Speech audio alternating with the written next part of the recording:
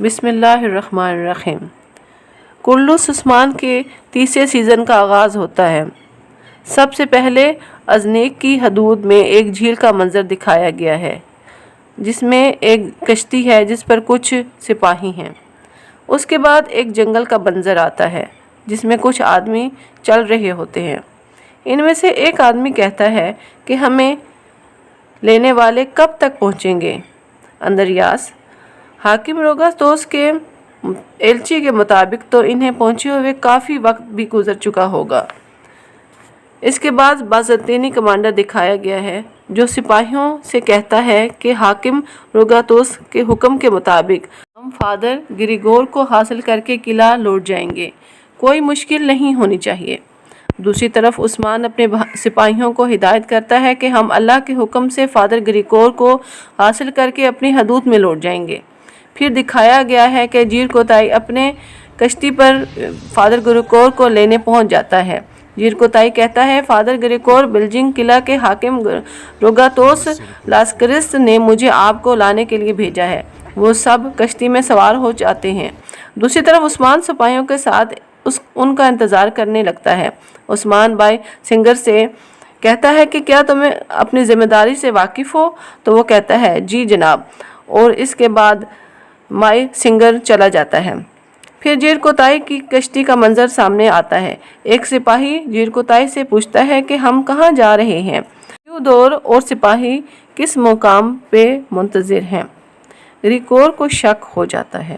وہ جیرکوتائی کی تلاشی لیتے ہیں تو اس کے پاس کائی قبیلے کی علامت والا چمچ ملتا ہے، تو وہ کہتے ہیں کہ تم ترک ہو، تمہیں پانی کی تہہ میں غرق ہونا ہوگا۔ گریگور کے محافظ جیرکوتائی کو باندھ کر پانی میں پھینک دیتے ہیں۔ جیرکوتائی پانی کی تہہ میں چلا جاتا ہے۔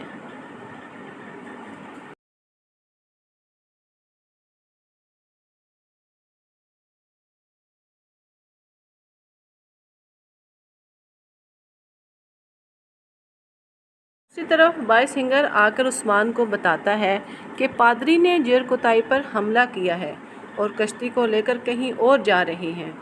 عثمان اور اس کے سپاہی گھوڑوں پر بیٹھ کر ان کے پیچھے چلے جاتے ہیں۔ اس کے بعد بازنطینی سپاہی کیتھولک کے سپاہی اور عثمان کے درمیان لڑائی ہوتی ہے۔ وہ سب فادر گریگور کو حاصل کرنا چاہتے ہیں۔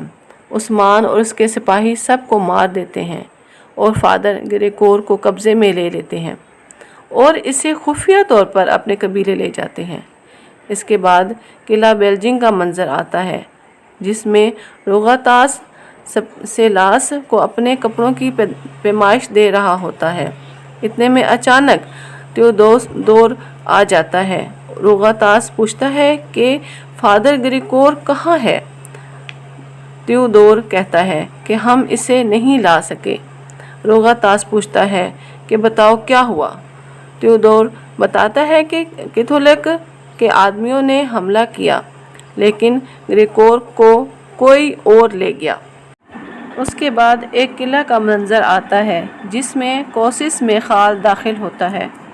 نیستور اسے بتاتا ہے کہ آپ کی بہن ماری قسطنطنیہ سے روانہ ہو چکی ہے۔ اس کے بعد انسلمو کیتھولک سربراہ آ جاتا ہے۔ وہ اسے بتاتا ہے کہ پادری ہمارے ہاتھ سے نکل گیا ہے۔ اس کو لینے کے لیے پورا بطینیہ پہنچا ہوا تھا۔ کماندار اسے کہتا ہے کہ پادری کو میرے پاس لے آؤ اور اپنا سونا لے جاؤ۔ اس کے بعد کائی قبیلے کا منظر آتا ہے جہاں سلجان خاتون بالا خاتون اور ملہن خاتون کے پاس بیٹھی ہوتی ہے۔ سلجان خاتون ملہن سے کہتی ہے کہ آپ کا بیٹا بہت لمبی عمر پائے گا۔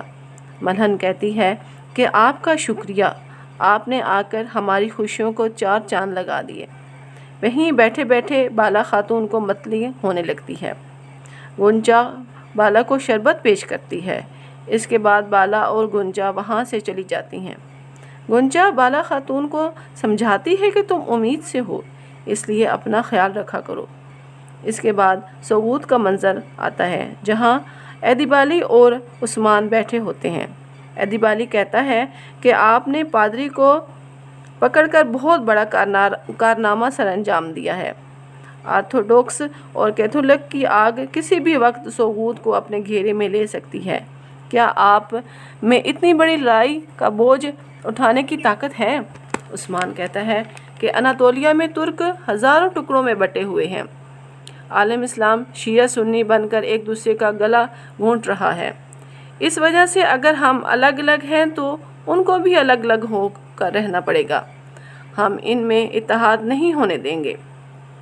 میں پہلے پادری گریگور کا اعتماد جیتوں گا اور عوام دیکھ لیں گی کہ نجات پوپ کے ہاتھ میں نہیں بلکہ انصاف کا پرچم لہرانے والے سردار عثمان کے ہاتھ میں ہے۔